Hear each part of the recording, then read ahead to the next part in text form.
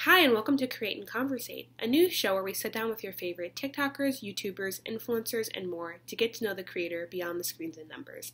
I'm your host, Catherine Tinsley, and I'm so excited to introduce Twitch veterans Dex Bonus and Erin Wayne.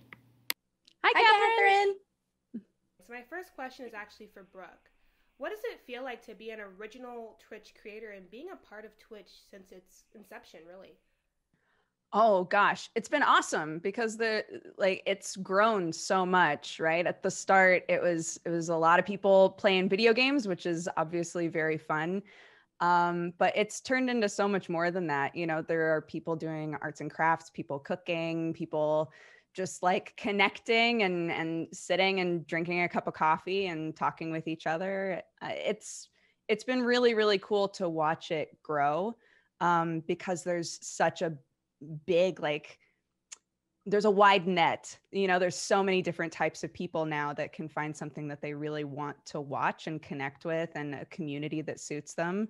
And looking at the numbers, like, it just keeps going up, right? More and more people are finding Twitch and finding something cool to watch. So yeah, for me, it's been great because it means that I can do all kinds of things on stream, and it's always fun and it's always exciting. So And following up with that, my following question is actually for both of you. With the evolution of Twitch and it expanding its audience and the members of Twitch, how has the content that you all have put out on Twitch changed with Twitch expanding over the years? oh, do you want to go first, Erin, or do you want Yeah, me to go? sure, I can start. Um, the evolution of content on Twitch is a really interesting story because I don't think it was ever an intentional directive of we're now going to invest in this or we're going to specifically acquire Y type of content.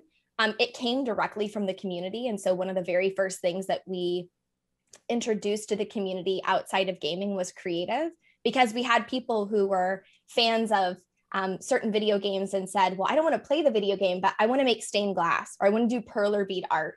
And so we said, okay, well, let's figure out how to connect you to do that. Then music became a thing. Then there were Pokemon Go introduced IRL streaming. And so we were like, okay, people are going outside. We got to figure out how to support that. And so for Twitch, it's always been the creators and the communities that have been innovating that content. And so that type of content, we will continue to see new innovations. Social eating was a thing. Mukbang became a trend a few years ago. We introduced a social eating category. And so from the Twitch side, we're really excited just to see how creators keep innovating and doing new things with their content so that we can continue supporting and bringing all sorts of new people into our community. Absolutely. And my next question is actually for Erin. With you being able to also oversee content at Twitch, what has that role been like for you?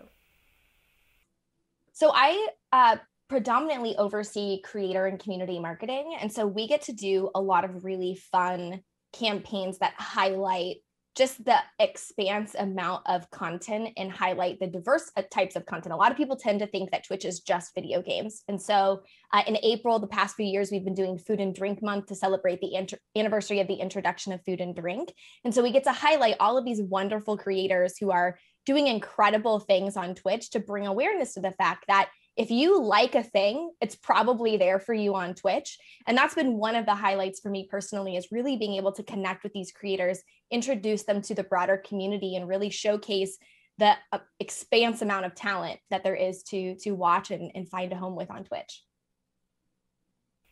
Absolutely. And my following question is also for both of you. With being able to establish community on Twitch, what has it been like creating these kind of creative families online?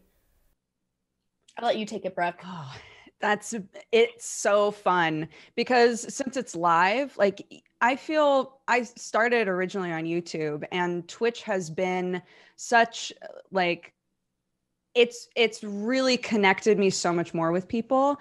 The live format, you have immediate response, right? And so you really get to, like, talk with people, and you recognize people in chat that are there all the time, and like, and you find out, you know, people have created their own, like, little mini Discord because people have created friend groups now because they're all in the community, and all of that sort of stuff is so fun and exciting. And you get a real, like, joy out of hearing people say, you know, every time I come here, I feel so welcome.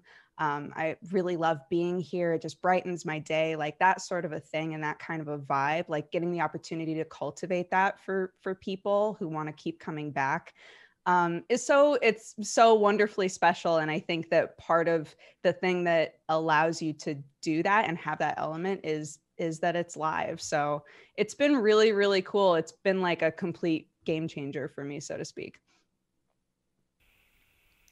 And with Twitch being a game changer for you and you also being a vet, what has been your favorite Twitch memory thus far? Oh my gosh, my favorite Twitch memory? Probably one of the things that I got the most invested in is Twitch Plays Pokemon, when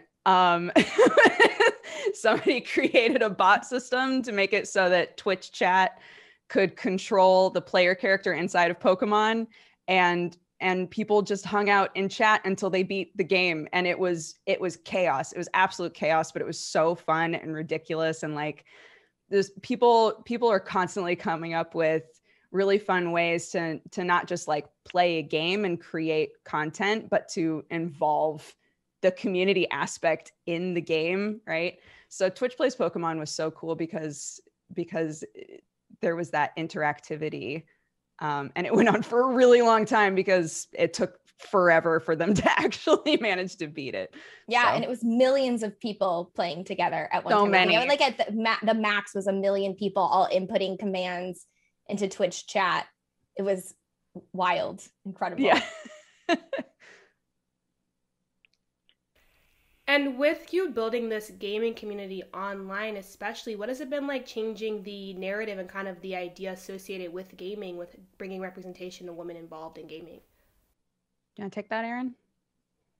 Sure. I think it's applicable for both of us. You know, when Brooke and I started back in this industry almost a decade ago, Brooke probably a little bit before I did.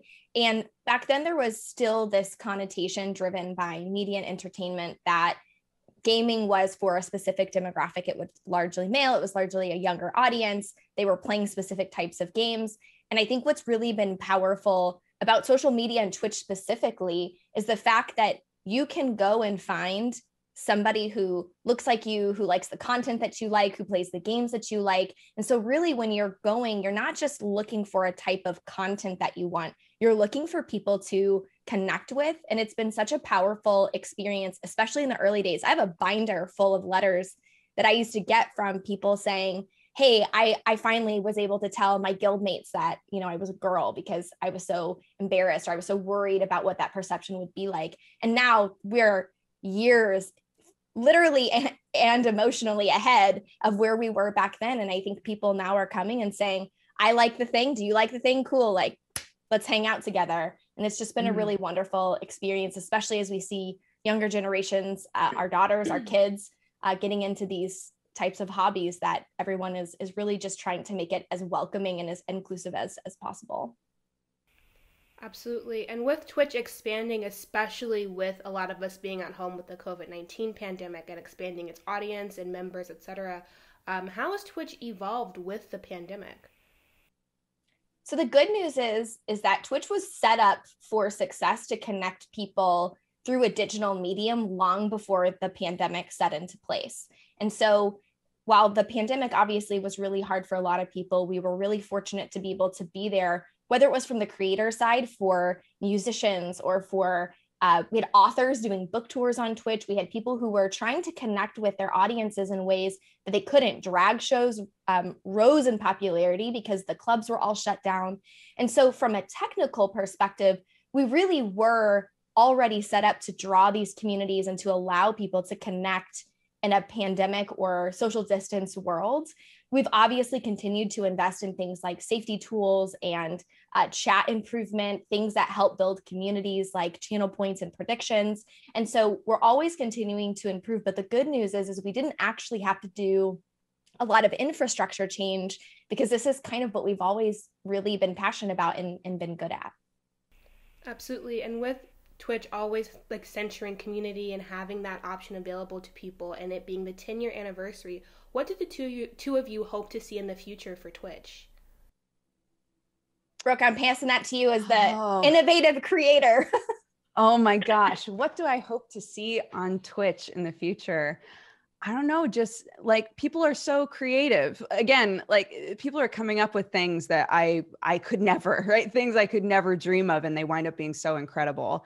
I really hope that as more and more people are finding Twitch and we're getting, you know, bigger ranges of age and types of people from different parts of the world, that, you know, that we see more and more innovative ideas and ways to interact with chat, to interact with other streamers, things that can give Twitch new ideas on how to, you know, implement brand new stuff that supports all of that.